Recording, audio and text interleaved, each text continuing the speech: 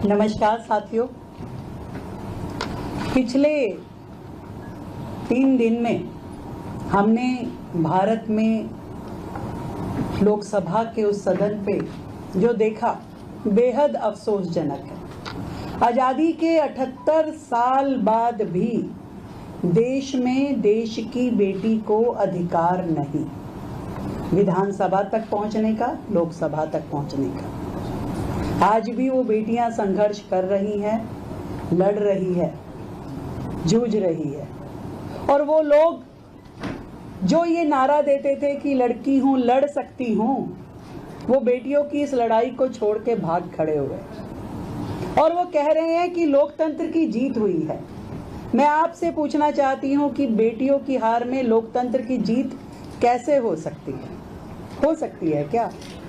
देश की महिलाएं हार गई, उनका सम्मान, स्वाभिमान हार गया, वो कह रही हैं लोकतंत्र की जीत है। क्या ये संभव है? आज जिस तरीके से पूरा देश ये देख रहा है कि महिला आरक्षण बिल 30 साल से इस लोकसभा में आता है, कभी फाड़ दिया जाता है, कभी फेंक दिया जाता है, कभी जला दिया जाता है और कभी उसका विरोध होता है।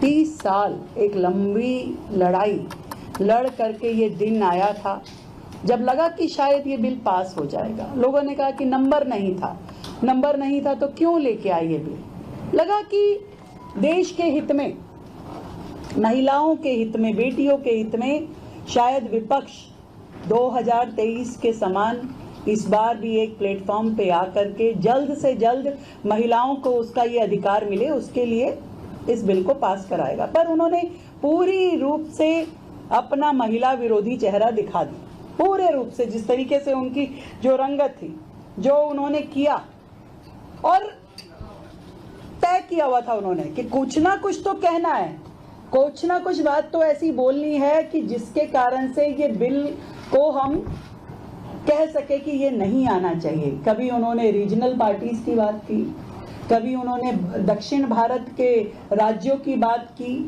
कभी कह दिया कि 543 पे क्यों नहीं कर रहे हैं रिजर्वेशन, कभी कोटे में कोटा की बात की।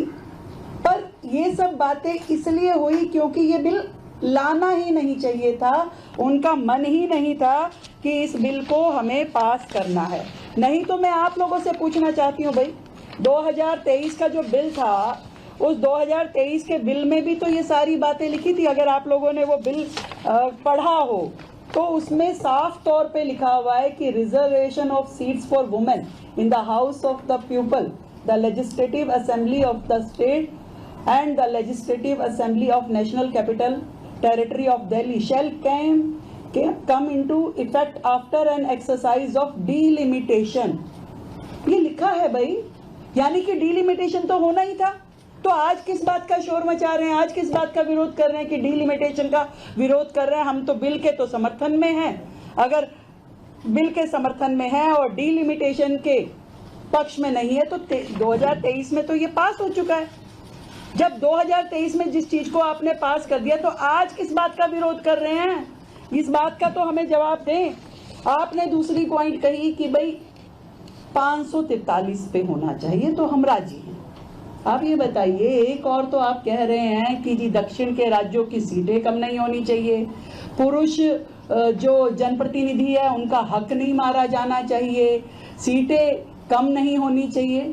तो मैं आपसे एक आज बात कहना चाहती हूँ, 543 में से यदि 33% रिजर्वेशन महिलाओं को देते हैं तो वो 180 पुरुष प्रतिनिधियों की कंसेंट तो लेके आइए कि कौन लोग महिलाओं के हक में अपनी सीट छोड़ने वाले हैं। एक भी नहीं छोड़ेगा। ये सबसे बेस्ट फार्मूला था जो आदरणीय प्रधानमंत्री जी द्वारा, सरकार द्वारा दिया गया, जो विन विन पोजीशन थी। किसी का नुकसान नहीं, किसी एक का भी नुकसान नहीं। दक्षिण के राज्यों को बढ़ी हुई सीटें मिली, रीजनल पार्टीज को अपना रिप्रेजेंटेशन मिला, महिलाओं को अपना 33% आरक्षण मिला और पुरुष प्रतिनिधियों को भी अपनी फुल सीटें मिली कहीं पे भी। और जो वर्षों से, यानी कि 1971 से लेकर अब तक जो आपकी सीटें फ्रीज हुई थी, जो सीट्स रीडिस्ट्रीब्यूशन था जो फ्रीज हो गया था, वो अब जाके जब खुला है तो ये मौका है जिस समय हमें सीट बढ़ानी ही चाहिए। जब 1971 में सीटें 543 तय की गई थी, उस समय तो देश की जनसंख्या 50 करोड़ थी। आज 150 करोड़ पे आप पहुंच रहे हैं, तो कैसे 543 पे आप काम करेंगे? ये सारे विषय जो हैं, ये देश की जनता समझ रही है, जान रही है, विशेष रूप से महिलाएं, क्योंकि एक एक शब्द जो उन्होंने कहा, कोटे में कोटा, मुस्लिम महिलाओं को कोटा दीजिए, आप ओबीसी का कोटा दीजिए। अरे मैं आपसे पूछती हूँ भाई, ओबीसी कोटा जनरल रिजर्वेशन में तो है नहीं, आप महिलाओं के कोटे में कैसे बात कर रहे हैं? आप पहले जनरल में तो ले आइए, जब आपकी सरकारें थी आप लाए क्या? आज आपको सब कुछ चाहिए, आज आपको प्लेन रोटी नहीं खानी, परांठा चाहिए, मक्खन चाहिए, सब कुछ चाहिए। क्यों? आज कम से कम बेसिक अथॉरिटी तो दीजिए महिलाओं को विधानसभा और लोकसभा में पहुंचने की। आप वो नहीं देना चाहते क्योंकि आपको ये भी चाहिए, ये भी चाहिए। बहुत हितैषी बन रहे हैं मुस्लिम महिलाओं के। जब ट्रिपल तलाक पास हुआ था तब क्यों विरोध किया था, अगर इतने हितैषी हैं तो? जब शाहबानो केस में कोर्ट ने अपना निर्णय दे दिया था, तब ये कांग्रेस क्या उस कानून को आपने उल्टा नहीं किया? तो आपके अंदर का प्यार जागा नहीं? तब आपकी संवेदनाएं जो थी वो खुली नहीं महिलाओं के प्रति, मुस्लिम महिलाओं के प्रति? आज बहुत प्यार दिखा रहे हैं आप लोग। ये केवल और केवल इनका जो संकुचित सोच है, जो डर है, जो भय है, वो भय ये है क्योंकि ये लोग मठाधीश बनके जिन सीटों पे बैठे हैं, आज 50-50 लाख की पॉपुलेशन की सीटें हैं, तो इनको भय है कि हमारे परिवार की महिलाएं जिन सीटों पे काबिज हैं, या हम लोग जिन सीटों के मठाधीश हैं, कल को एक साधारण सी महिला आके हमारे सामने चुनाव लड़े और चुनाव जीत जाए तो हम क्या करेंगे? वो भय, वो डर जो वर्षों से सत्ता को अपने पंजे में लेकर के ये लोग चल रहे हैं, इस भय के आगे उन्होंने इस बात को फेल किया, इस एक्ट को नहीं आने दिया, इस संशोधन को नहीं होने दिया कि ये महिलाएं जो है देश की, ये आगे नहीं आनी चाहिए। अफसोस है,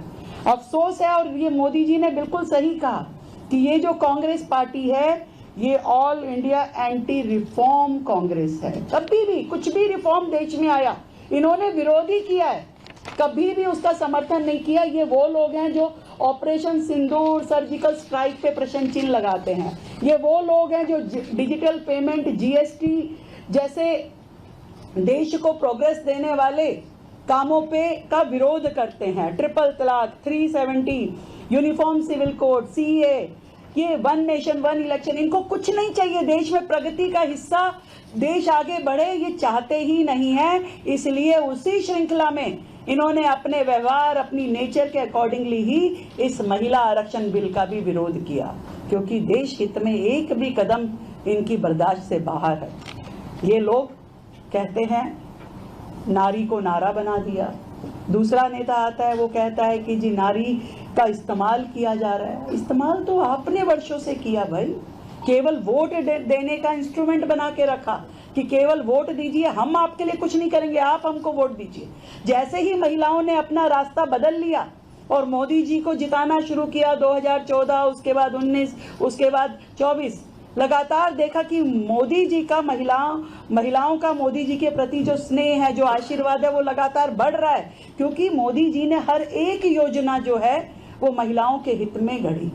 उनकी हर योजना की धुरी देश की, परिवार की महिला रही, और इसीलिए मोदी जी का वो वोट परसेंटेज हमेशा बढ़ा। एक पिता के रूप में, एक भाई के रूप में, एक गार्जियन के रूप में उन्होंने अपनी छोटी बड़ी हर योजना की धुरी में महिला को रखा। इससे पहले किसने चिंता की थी भाई कि देश में शौचालय होना चाहिए? 10 करोड़ शौचालय बना के हर महिला को टॉयलेट दिया। आज देश में उज्ज्वला गैस कनेक्शन से लेके, पीएम आवास से लेकर के, पोषण से लेकर, स्वास्थ्य से लेकर के, हर मैटरनिटी लीव से लेकर के, सेना में बेटियों को स्थान देने से लेकर, फाइटर जेट उड़ाने से लेकर, हर जगह तो मोदी जी ने बेटियों को आगे किया है। ये तकलीफ है उनकी कि एक और तमगा मोदी जी के इस कॉलर में लग ना जाए। उनको इस बात का भय था। मोदी जी ने तो स्पष्ट कहा कि भाई क्रेडिट तुम ले लो, मुझे क्रेडिट नहीं चाहिए, आप क्रेडिट ले लीजिए, परंतु ये काम कर दीजिए। पर विपक्ष को ये मंजूर नहीं था। ये बड़े अफसोस की बात है। पर मैं जरूर कहना चाहूंगी कि लोहा जितना तपता है उतनी ही ताकत भरता है, लोहा जितना तपता है उतनी ही ताकत भरता है, सोने को जितना आग लगे वो उतना तेज चमकता है। तो ये महिलाएं, देश की बेटियां, ये सब चमकता हुआ सोना है, तपता हुआ लोहा है, और ये अपना स्थान बनाएंगी, अपनी लड़ाई लड़ेंगी। और इस लड़ाई में हमें खुशी है कि देश के प्रधानमंत्री जी देश की बेटियों के साथ है। जय भारत। कुछ पूछना चाहिए जी? किसी को मन में कुछ प्रश्न आता हो तो जरूर जी। आपने बिल्कुल आकर पूरे देश को मिसगाइड करा। 2023 में जो बिल पास हो चुका है तो जो 543 सीटें हैं उसमें से 33% मुझे 2 सालों से क्यों नहीं करी जाती? ये आपके सवाल का जवाब वैसे मैंने दिया है कि 2023 में जो पास हुआ था, उम्मीद थी कि 2029 तक उसे लागू किया जा सकेगा, पर जनगणना जिस तरीके से चल रही है और उसके बाद डिलिमिटेशन होते होते ये साफ दिख रहा है कि 2029 तक इस बिल को लागू नहीं किया जा पाएगा। जल्दी से जल्द देश की महिलाओं को ये अधिकार मिले कि वो विधानसभा तक, लोकसभा तक पहुंच सके, उनको देश के निर्णयों में भागीदारी मिले, उसके लिए इस बिल को लाया गया कि किस प्रकार 2029 में ही महिलाओं को रिप्रेजेंटेशन मिल जाए। और ये बात कांग्रेस भी समझती है, विपक्ष पूरा समझता है, परंतु फिर वही कहूंगी कि ये लोग चाहते हैं कि किसी एक रूप में या दूसरे रूप में इसका विरोध करे, जनता को गुमराह तो वो कर रहे हैं जब 2023 के बिल में साफ लिखा है कि डिलिमिटेशन होगा ही होगा। और जिस तरीके से काम चलता है सरकारी तंत्र में वो समय लेता ही है। महिलाओं को क्यों इतने सालों के बाद भी, आज़ादी के 78 साल बाद भी ये अधिकार ना मिले, क्यों और 5-7 सालों का इंतजार करना पड़े, ये भी तो प्रश्न है देश के सामने। मैम, तो प्रियंका गांधी जी ने अपनी प्रेस कॉन्फ्रेंस में कहा था कि उनको नहीं लगता है कि 543 से ज्यादा सीट बढ़ाने की कोई भी आवश्यकता है। बाकी चीफ मिनिस्टर्स जो कांग्रेस के हैं वो ये कह रहे हैं कि आप स्टेट असेंबलीज में, विधानसभा में सीट बढ़ाइए, वो पब्लिक फेसेस रोल्स है। एमपी का काम, एक सांसद का काम सिर्फ पॉलिसी मेकिंग पर रिस्ट्रिक्टेड है। मैं आपको दोनों बातों का जवाब देती हूँ। मैं आपसे पूछना चाहती हूँ कि देश की जो लोकल बॉडीज हैं उसमें 15 लाख जनप्रतिनिधि है महिलाएं, पर जब विधानसभा तक पहुंचती हैं तो वो तकरीबन 400 के करीब रह जाती हैं, और जब लोकसभा तक पहुंचती है तो 78 रह जाती हैं।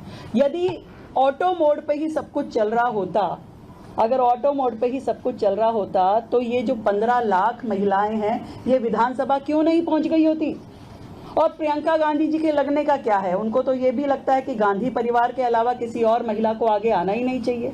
इंदिरा गांधी के बाद सोनिया गांधी, सोनिया गांधी के बाद प्रियंका गांधी। और इसी तरीके से मुलायम सिंह यादव जी को लगता है कि यादव परिवार के अलावा कोई नहीं आना चाहिए, तो डिम्पल यादव ही हो सकती है सबसे बेस्ट कैंडिडेट हर पोस्ट के लिए। तो इसलिए साधारण महिला आ जाए, एक साधारण महिला पहुंच जाए विधानसभा और लोकसभा तक, ये इनको हजम नहीं हो रहा।